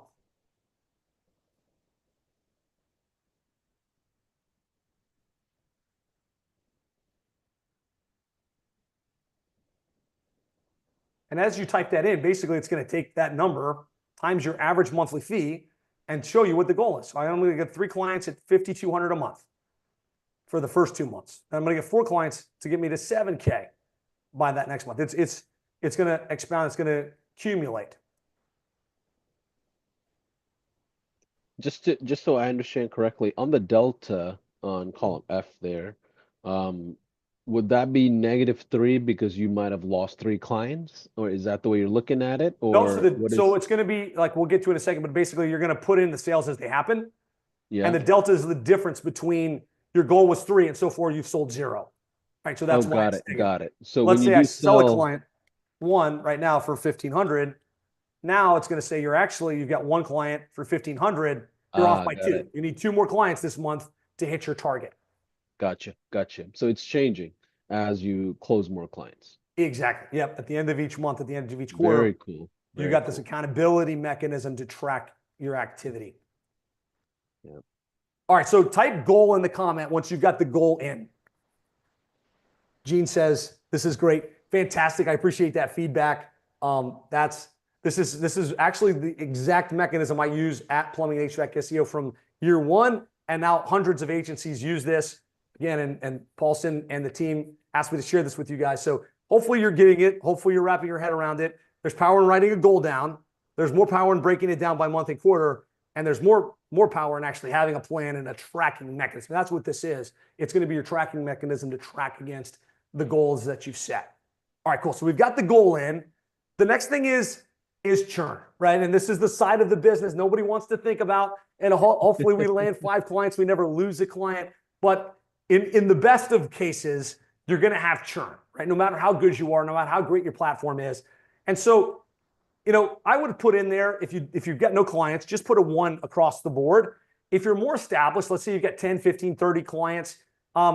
If you're tracking this, you can put that churn. Like it's usually going to be like between 5 and 10%, what I see. The gold standard, what we shoot for in our agency and the agencies at 7-figure agency, is no more than a 3% churn, right? So you've got a great process, you've got a great system, you've got an annual contract. We'll talk about retention strategies, but ideally you can get at least 97% of your clients to stick with you month over month. So I do want you not to, set your only sales goal and have no churn anticipation. So you would go in here and so just as an example, let's just say you've got 30 clients right now. Use a 0.05 churn anticipation. Then you put like 1 to 2 clients lost every single month, right? So that's what you're doing here. I don't want to belabor this point because I know we've got a spectrum of people that are experienced and people that are just getting started, and churn really isn't that big of a factor. But there's nothing more depressing than hitting all your sales targets and being way off at the end of the year because you didn't realize there's going to be churn. I know you brought this up, Paulson. So anything you want to add on this churn anticipation here? Well, I think in the beginning stages, you're just gonna have churn because it's brand new for you, Yep. and the industry is new, the offer is new. Maybe your team is, often it's a new experience for them and fulfilling. So so don't be afraid of churn in the beginning stages. In the beginning, like the focus is getting really good at sales, right? And then you get really good at fulfillment. It's a Yep. chronological order Yeah. typically in how it happens. Because, you know, don't get discouraged by it. It's just part of the learning process and the building block. Now, if you've been doing this for 10 years and you still have a lot of high churn, now we've got an operational Yeah. problem somewhere. Either you're over promising or you're over customizing. I was at a mastermind in Tennessee, and the two gentlemen I talked to, they're doing like 2.5 million a year in their agencies, but they're having to do a ton of sales. Like their extreme pressure of the business is on the sales side. And that didn't make any sense to me because I'm like, if you're already at 2.5, your sales is not the biggest problem. It's retention is the biggest problem because you've already figured out sales to get to those numbers. You're having a hard time keeping clients. So don't worry about solving tomorrow's problems too Mm, early if you're in the yeah. beginning stages. Just focus on getting the demos strategized and closing deals, setting appointments, closing deals, setting appointments. Nothing else matters. Yeah. Good point there. Matt was mentioning, Matthew Wilson, that it's not, the churn doesn't change. So this is going to be a retroactive, thing that this is just a number that you're setting as a target. And maybe if you're at 10%, you set it to 5, right? But what you're going to do is you're going to manually put in how many clients you anticipate losing. And then as you lose them, it will actually show you what your retention rate is on a month by month basis automatically. So I'll show you that in a minute. But let's just say, I've got 100 clients right now and I'm losing 5 clients every single month. That would be the number that you put in. Let's just put in here, 1 client. And so that's what I want you guys to do is go across here, not the number of revenue, but just how many clients do you anticipate losing every month? And this is going to be the not to exceed, 1 client a month or 3 clients a month. And, it's going to go up as your base grows. So I'm just going to change this to 2, as we get halfway through the year. I mean, obviously the goal would be to churn 0, but unfortunately you're going to have some churn, right? It's par for the course, no matter how good you are. So you're just putting that number is that way you're not blindsided at the end of the year. Type churn into the comments once you've entered this number in, because that's going to be the last piece of the puzzle. If you want to set it to 0, that's fine, but it's probably going to be more like however many clients you have times 5 to 10%. Matt Wilson, let me know if that makes sense or if that answered the question for you. Hopefully it did. All right. Charles got it in. Or a bunch of you guys have this in. You guys are doing, I know this is tedious work looking at me walk you through a spreadsheet, but you're going to have a powerful asset that you can work from going forward. And so if you scroll down now on your sheet, you've got 2025, you got each of the months, you wrote in how many sales you're shooting for each month, how many clients you're anticipating churn each month. If you scroll down to annual, it's going to show you based on what you just put in. Here's how many clients we expect to sell throughout the course of the year. Here's how many clients we expect to lose throughout the course of the year. Here's how many clients we'll end up with at the end. Here's what our monthly recurring revenue will be. And here's what our total cumulative revenue should be and what our net growth in terms of MRR is throughout the course of the year. That's the big picture, right? Now you can look at your entire year and see where you want to go. And if this doesn't get you there and you're like, oh, you know what? I'm at 96. I wanted to get to 120. Then you got to go in and either increase your sales target or reduce your churn target, or maybe increase the average monthly fee. There's a lot of things we can play with to figure out what that is. But having the goal and then having it broken down like this, there's power in the process. Now, the next thing is tracking against it, right? So now that we've got the goal, it's useful, right? But the real power is at the end of each month, at the end of each sale, actually writing these clients in. Here's who we sold. Here's who we lost. Are we on track? Or are we off track? And then adjusting your marketing strategy every month to increase the strategy session count to make sure that you get the client flow that you need. And at some point in the agency, it might be we're not selling enough clients, so we need more strategy sessions. But at some point, it's like, man, we hit all our sales targets, but we're losing too many clients. I expected two clients to cancel, we lost 5. And that's when we have to go back and re-engineer our retention strategy and what we're doing to keep the clients happy and the experience that we're building. So to make it clear what it exactly is that we need to do in this sheet every month, you would come in here and let's just say, end of January, we landed plumbing 1, and then we landed plumbing 2, and then we landed plumbing 3. You actually put the company name, right? Bob's Plumbing, Bill Jones Plumbing, etc. And this one signed up for $2,500, and this one signed up for $1,750, and this one signed up for 3,000, right? That's now going to show you at that point in the month, we sold 3, but we actually exceeded our sales target. Now, at the same time, let's say we lost a client. We lost plumbing 6, and they were $1,500 a month. This is going to now roll up, and every month you'll be able to see, okay, this month we sold 3, we lost 1. We had a 3.7% return ratio. That's higher than we were expecting. But because we had a higher sales volume, now we're on track, right? We can see we exceeded our growth by $2,000 in monthly recurring revenue. And our base has grown. So hopefully that makes sense. Just give me a yes in the comments if you're able to track along with that. Again, you have my permission to personal message me if for some reason you're stuck or like this didn't make sense to you or you couldn't get the sheet to work the way that I just explained it. But just give me a tracking in the comments if this is clear and you feel like you've got the framework here to really track your progress against the goal for the year. Is this helpful, you guys? Like this is the main reason why I asked Josh to come in and do a session because I know he is really good at teaching this stuff and he coaches hundreds and hundreds of people on planning their year out. And I saw this training that he did a few weeks back. I think right after Christmas, I feel like you were doing this training in your community. I was like, man, we've got to have Josh coming in here teaching this.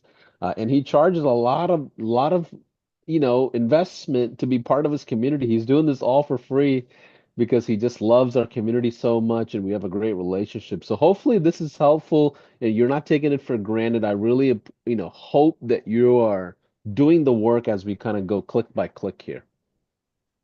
For sure. Yeah, man, Paulson, I appreciate that. I appreciate all the comments. I see a lot of people saying, yes, helpful, very useful, awesome, fantastic. So step 1, we wanted to get our goals. We wanted to plot them out for the year, and then we wanted to break them down by month and break them down by quarter. So if you look at the second tab, starting point and quarterly targets, you now have quarter 1, quarter 2, quarter 3, quarter 4, right?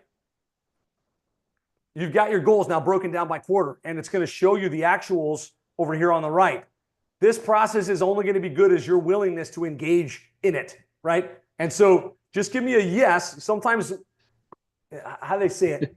You don't appreciate what you didn't have to pay for, right? And so hopefully, like Paulson said, you appreciate this, but you're only going to get the value out of it if you use it. So type yes if you'll update this on a monthly basis.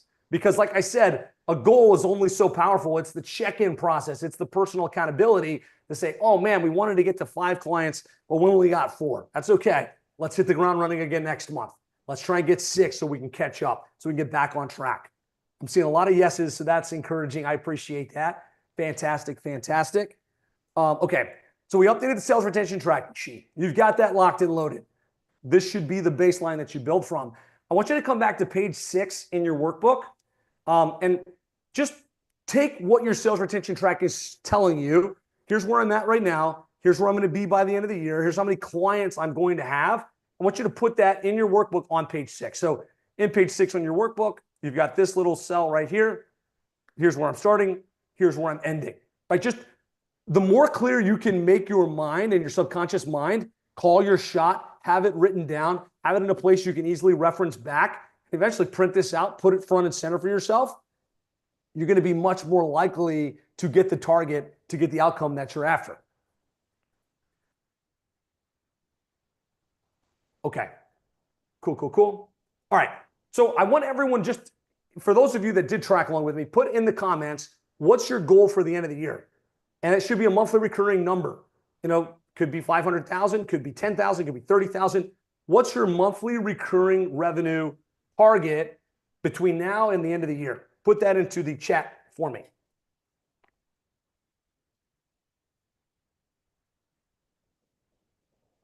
There's a little bit of a lag typically, so I'll give you guys a second. All right, Charles, 93,000, love it. Josh, 45,000, fantastic. Ann, 35K. Patrick, 84K. Brenda, 50, love it. Keep them coming. Sabrina, 66,000 monthly recurring. Keep them coming. Gene, 38. Andrew, 99K. That'll put you over 7 figures. Love it. Dennis, 15K. Alex, 13K. Fantastic. Awesome. So we've got the goal. We've written it down on the sheet. We've tracked it down by by month, the next thing I want you guys to do is get really clear on in your mind on why achieving this goal is important. Because it's one thing to write a number, and a number is just a number, right? It's not going to inspire you. It's not going to, give you motivation or drive. And so I want you to get really clear, and this is in your workbook on that same page here, page 6. I want you to write a paragraph about how your life will be different and better once you're at that level, right? What will you be able to do, have, or experience as a result, right? Get really clear on your why, because that's what's going to drive you to take the action. Could be you're going to be able to buy a nice car. Could be you get to retire your spouse. Could be you get to put your kids in a better school. Could be you get to take your kids in-house, right? It could be whatever it is for you, write it down. I'm going to give you guys a couple seconds here of quiet contemplation and do this work. Yeah. You know what's crazy about this exercise is it seems so simple, kind of, kind of Thanks. boring almost, right? But for the folks that, that's been around the block for a while, I used to work for a guy in Vancouver, and this is before I started my agency. I was like the funnel builder for him and all kinds of stuff. And he was doing almost like, 120 or 130,000 a month. He came home one day and long story short, went and bought a big old Mercedes-Benz truck and brought it home, and his spouse was extremely unhappy, and kids didn't care for it. No one even checked out the truck, and it hit him like a brick wall at that point that he's been, in the trenches so long that he forgot the actual reason of why he built the business, right? Which is creating time and freedom with his kids and family. And sometimes none of us get there overnight. We get there little by little, and you look up and you're like, oh man, I'm in the trenches so long. I'm answering client calls at 10 p.m. and I'm just neglecting the most important people around my life. And the exercise that you're doing here is to give you that picture, the big picture of why you're doing something the right way. And it starts with this planning, right? So this is one of the most important things, as crazy and simple as it sounds. This is what builds the actual business, is you having a vision for who you are, because the problem is the entrepreneur, it's not the business model. It's how you navigate through the business, the actual business and creating it. Absolutely. Powerful stuff. Let us know in the comments. Just copy what it is for you. Could be one sentence, right? And I think the clearer you are and the higher your commitment to actually accomplishing it, the more likely you're going to get there. I'll stop sharing. We'll come back to this in a second. But, Tony Robbins' success formula is basically, first of all, you got to get clear on what you want, right? And you guys just did this. He said, here's where I want my agency to go. Here's where I want to be. The next thing you have to do is get clear and passionate about why you want it, right? And you got to amp that passion to a 10 out of 10. Because if you just passively put on a spreadsheet somewhere, I want to grow to $50,000 a month like a lot of you just did. And it's kind of like, how serious are you? How passionate are you about making that a reality? And it's like, well, it's like probably a 5 out of 6. Game over, right? Delete the spreadsheet, move on with your life. You've got to, whatever it takes, amp your energy level, your commitment to a 10, right? When you're at a 10, that's where I want to go. Here's why I want to get there. Here's why my life will be different and better. And here I'm 100% committed. Let me know in the comments, how committed are you to bringing this goal into reality? Give me the number between 1 and 10. This is really important, right? Because we got to know what we want. We got to know why we want it. We got to increase the passion for actually getting it. How committed are you? Sam's giving it a 10. Love it. Zen Atlas a 10. Success Shazim 10. Benjamin 11. I love that. Charles Nickelback is a 10. They're going to get to a very nice number. Sabrina 10. John 10. And 10. Okay, good. That's what I want to hear. Lots of 10s, right? Because that's what it's going to take. Now, know what you want. Know why you want it. Increase your passion to a 10 out of 10 to get there. Number 4 is you have to take massive action, right? Because writing a goal down, sitting in Zen state, doing the client attraction method, nothing's going to happen. You have to take massive action, right? And that's what we're going to be getting into tomorrow. We're going to help you build that model. We're going to help you build that action plan. But now we've got the goal. We know why we want the goal. We know why we're passionate about getting there. Now we're going to have to take massive action. And as you take massive action, you have to keep trying until you get there. And there's an important process called the feedback loop. And so that feedback loop is, I set a goal, right? I built a plan. I took massive action, whether it was making calls or running Facebook ads or sitting in BNI meetings or going to Chamber of Commerce events, trying to fill a schedule. You have to look at the feedback loop. And that's where your sales retention tracking sheet keeps you honest, right? It's like, hey, look, I set a goal and either I'm on target or if I'm off target. And if I'm off target, I have to then self-reflect and say, okay, what did I not do? What was wrong with my plan? What was wrong with my execution that prevented me from getting the outcome? And adjust, right? Like you can't just operate in a vacuum. You're going to have to innovate. You're going to have to take massive action. You're going to have to figure out for your niche, what is it that's going to resonate? For your clients, what is it that's going to retain? For your team, what is it that's going to inspire? But when you do that on a consistent basis and you continue to take massive action, you continue to make those adjustments and you keep pressing forward, getting to 7 figures or multiple 7 figures becomes an eventuality. It becomes something that absolutely will happen, but it takes that action.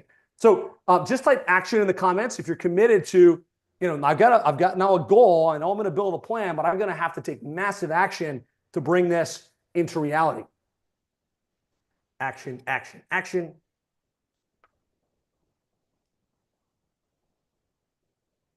Awesome.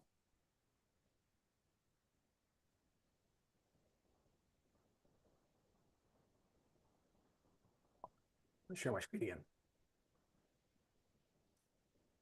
Paulson, how are we doing on time? I know we got 2 hours blocks. We got like 30 minutes. Yeah, we're good. Take as long as you need. Okay. Yep. Next thing I'd like you guys to do, and I'm going to make this homework, so we're not going to do this necessarily right now, but would be to do a vision exercise. And you've done something powerful, which is you've written the goal down and you've just committed that you're going to get it done and you've committed to a 10 out of 10. The next thing would be to actually record a video of yourself. And you can do this with Loom or you can do it with your phone. And this would be a video to your future self. This is going to be a video you will watch in December of 2025 at the end of the year, but you're going to say the words, you're going to speak it into existence, you're going to speak it out in advance. And so what I want you to do is just get clear in your mind. All right, wow, it's been an amazing 2025. I'm so grateful because the agency is now doing whatever number, where we're doing $60,000 a month, whatever number you just wrote down. We serve, however many clients, 75 clients, and my life is different and better because I can now buy that car, take that travel, do that thing, whatever it is that you wrote down. This will anchor in what you just put on digital and make it real because you're going to have to speak the words and you're going to play it. Ideally, play it to yourself a couple times throughout the year to keep yourself engaged, to keep yourself inspired. Type video in the comments if you'll record your video. Like, this is an important step in the process. Easy to say, oh, I'll do that eventually, but I want you as soon as we're done to record that video because that's going to be the final exercise before we go into actual building the plan when we get together tomorrow and the next day. Type video if you'll do that exercise. Beautiful. Do it. It's fun. It'll be fun to look back on it once you've accomplished the goal at the end of the year. So I added a section in here for you guys just as another piece of the puzzle. If you think about your life and you think about your business, our businesses exist to serve our personal lives, right? So building the business in a vacuum isn't really where it's at, right? We said we want to have an impact and we want to have freedom. And so I'd love for you just to come up with a couple of key goals in the business, in personal, in financial. Could be, outside of just your business goal of getting to 50,000 in monthly recurring revenue. Are there any other big goals you want to accomplish? Maybe hire an account manager, maybe hire an operations director, maybe publish a book, maybe speak at a big industry event or conference. Just a couple of those. Personal goals, right? I know you probably do this, but it's nice to have it combined here in one sheet. What are some of the personal business goals? Personal goals. Maybe it's to get to a certain weight. Like me personally this year, my goal was to get to 170, and I got to 170. I didn't get my body fat percentage goal, but I still made progress on that front. I did a lot of things personally that I wanted to accomplish. And then financial goals, right? Maybe it's a certain net worth amount. Maybe it's a certain amount of savings. Maybe it's a certain passive income that's coming in. I'd love for you just to spend a couple of minutes. We're thinking about 2025 and your growth plan This is an integrated life plan as well. Anything you want to add while they're filling this part in, Paulson? Nothing too much. I mean, I think when you set goals, make sure, I think they call it SMART goals, right? Mm-hmm. Specific, Yeah. measurable, actionable. I can't remember what R stands for in TC. Achievable and Yeah, results oriented. exactly. So it's one thing to be like, okay, I'm at 0 clients, but February I want to hit 100 grand a month. Like that's just not realistic because the person you have to become to get to $10,000 a month in recurring revenue versus 25 grand a month versus 100,000 a month.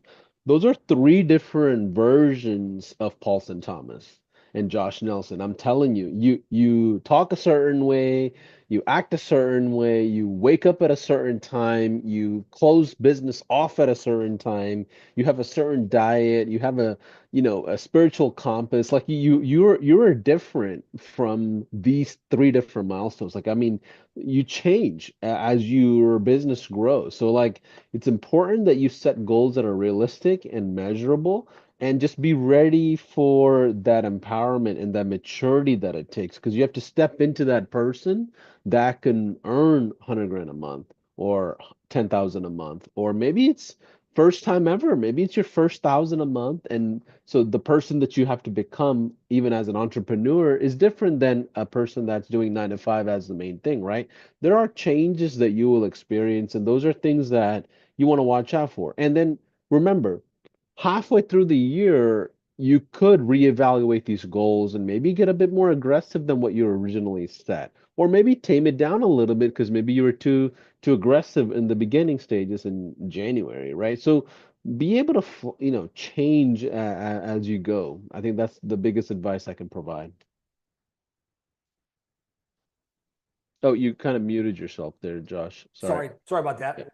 you go. So we've set the goals, we've set the targets, we've put it onto the Google Doc. Um, One of the numbers that we reversed engineered earlier was the number of strategy sessions you need on a monthly basis to bring that goal into reality. And I want you guys to write that down because as we start shifting to the planning process over the next couple of days, that's going to be the main thing we want to organize around. How many strategy sessions are you going to need each month to make that a reality? Go ahead and put it into your workbook there on page 8, and then also put it in the chat for me. We all put in how many clients we're going to have or what our MRR is in the chat. Let me know now how many strategy sessions, because now we're going to start to get tactical and practical. And it's great to have a big goal, but a goal without a plan is just a dream, right? So we're going to get into actually building the plan over the next couple of days. But I want that number. How many strategy sessions will you track towards every single month to bring that into reality? Jeremy Wood says 15. Yeah, that means you can break it down at a weekly level, right? Mm-hmm. Or even a weekend. Yeah. All right. So Dory says 20. Angie says 8. Jake must have a super high close ratio, which is great. 4 or high ticket. That's awesome. Success Shazim says 18. Awesome. Know that number, right? We're gonna spend a lot of time on that number. Okay.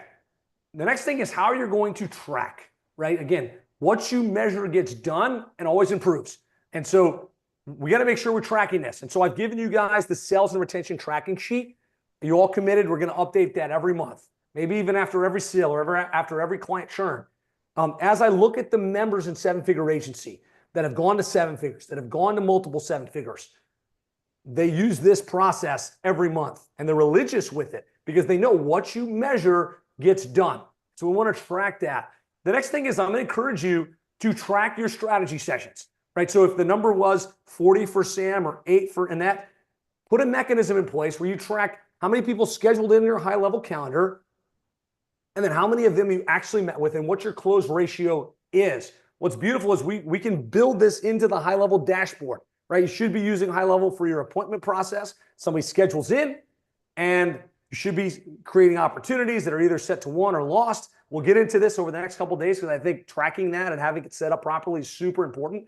But make sure you're tracking those numbers. Make sure you know front and center, I need 9 strategy sessions and either I conducted them or I didn't. Ideally, we're looking for 15% or more, and we want to dial in the sales process to get to 30% close ratio or higher. You might be starting at 10, You might be moving to 15, but ideally, when you've got your niche, you've got a great program, you've positioned yourself as an expert. We're talking about all of this over the next couple of days. We want to get to tracking over 30% conversion from sales opportunity to sale.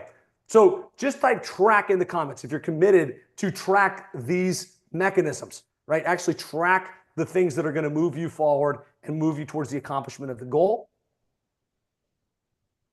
All right. In your Google Doc there, I shared a digital KPI board. A printable KPI board.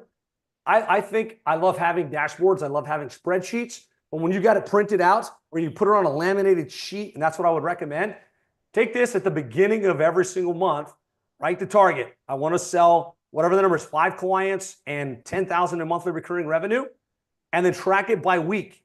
How many strategy sessions did I have? How many proposals did I submit? Or how many of those conversations did I have? How many clients did I actually sell? And how much revenue did I really sell? When you have it front and center in addition to having it on a computer somewhere, it makes it real. And I promise you, it's a silly thing. Print that out on paper, put it on a little cork board in front of you, force yourself to write these numbers in. Magic will happen, right? And so this is a resource I wanted to share with you guys, just so you've got it. You can print it, you can put it on a laminated board. And then tomorrow when we get together, we're going to get into the planning process. A couple other things I wanted to share, kind of as we come to conclusion here on today's, and we're going to open up for Q&A. Are you able to see this at all? Yeah, we can see it. We can see it. Okay. So I mentioned I was going to share examples of this. And so Brian Kaskavalciyan is a great example of this. Brian Kaskavalciyan runs G4 Marketing Group, the wealthy contractor.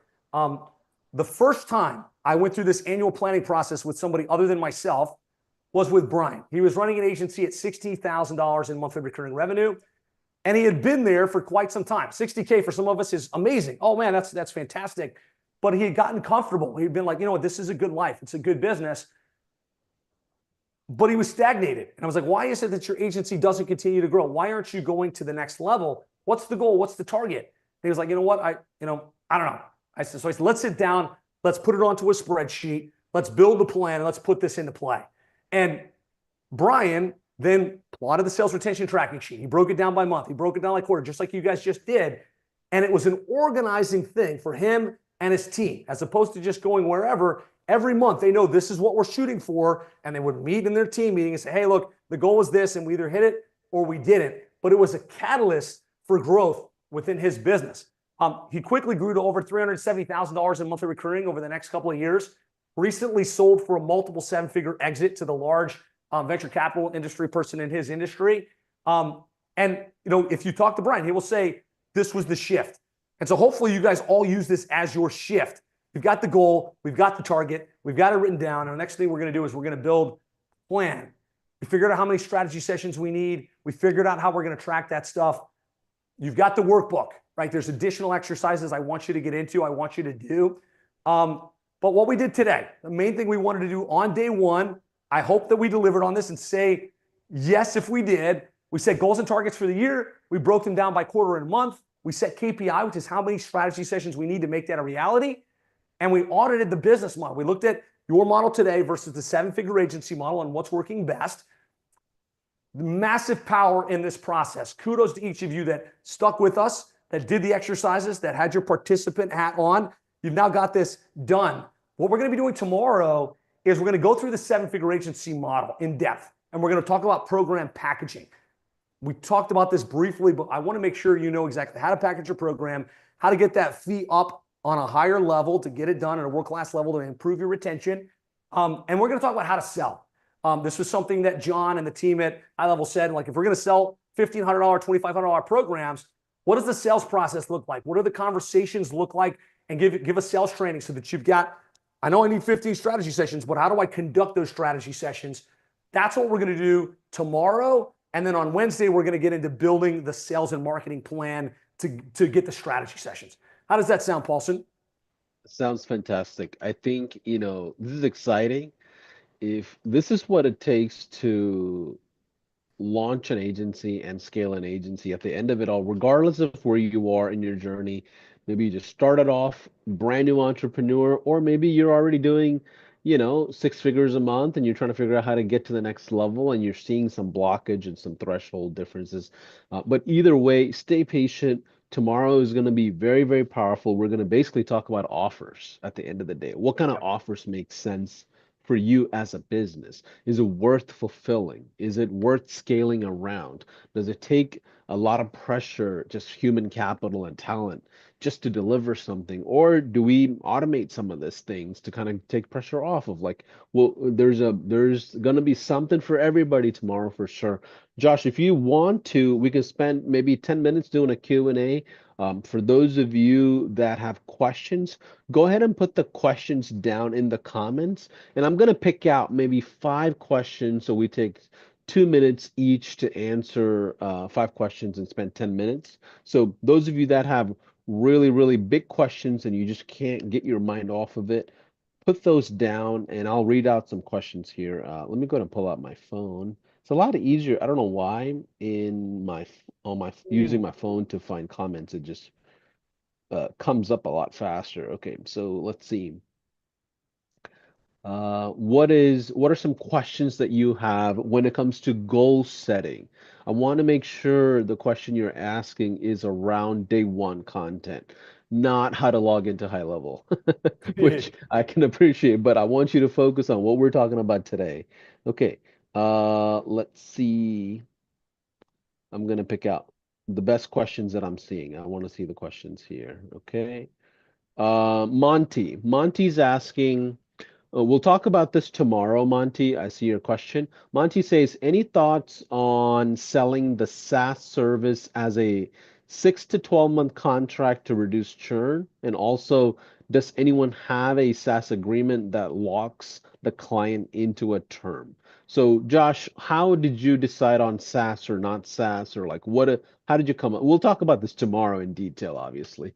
Yeah, But so the way we structure it is like our program, we include the SaaS as a separate line item. This is included we refer to it as marketing automation. Obviously, we have the white level version of it. But we shifted from month to month to an annual agreement. And really just setting the expectation, look, if we're going to do all of this together, let's commit to give it a year because this is going to take work and there's going to be lots of things that we have to invest in to get this off the ground. And if you're not willing to stay with it for a year, we're probably not a good fit anyways. That's just us personally. That's the way we've structured it. We found that it did massively improve our retention just because if somebody's coming into a relationship thinking long term, they're more likely to stick around long term versus if you sell it as a trial or you sell it as a month to month. They're probably thinking like, you got to show me the value this month, otherwise I'm out, right? And we all know it's not as easy as flip a switch and they're like flooded with opportunity. There's a build up process to it. I love that. Next question about niching down. Are you suggesting that one agency gets niched down into just one unique industry? That's exactly what I'm suggesting. Yeah. So, as agencies, we can sell to anybody, right? We can sell to the roofer, the chiropractor, the dentist, anybody.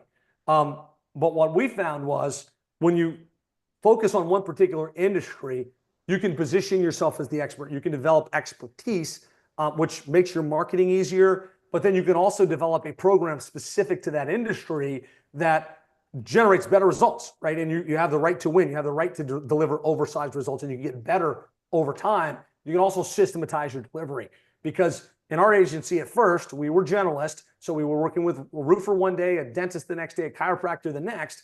Well, that's hard work because I got to re-figure out what the keywords are. I got to re-figure out what the selling proposition is. I got to understand their service offering. And there was no way to systematize it. So we're like re-engineering for every client versus we started just selling to plumbers. We could figure out in advance, we're going to do this, this, this, this, and this, and we know it's going to generate this result. We could build an SOP around it, put it into a project management system, build a team that could go and implement it, and we could deliver better results with less friction and less personal time invested.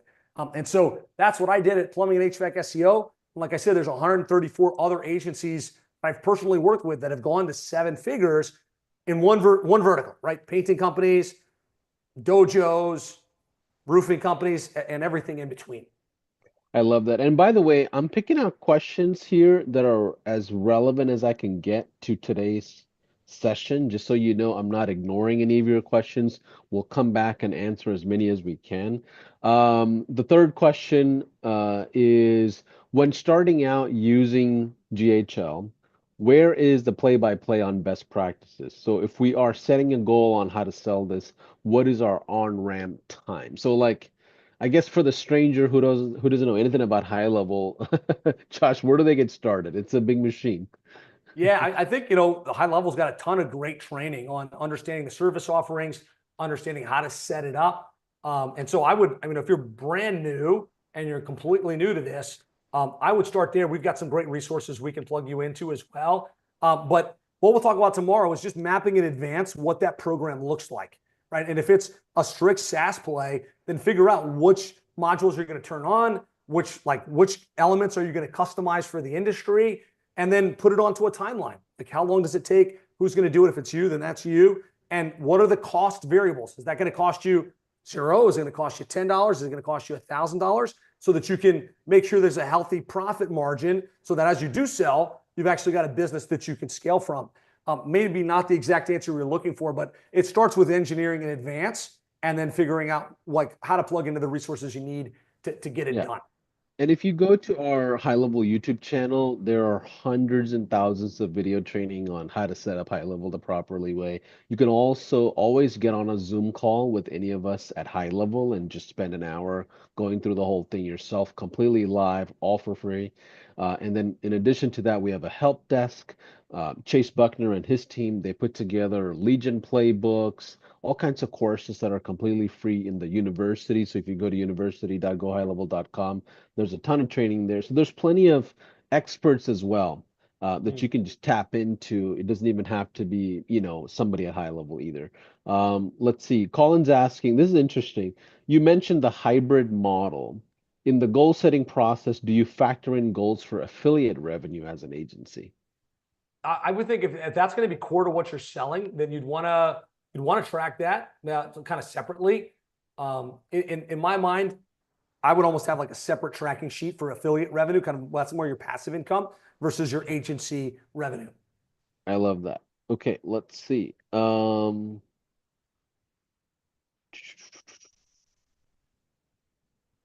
This is the second time I saw this question, so we'll end with this question, Josh. What are some services you would be giving that allows you to charge $2,000 a month? What does your Mm, offer look like?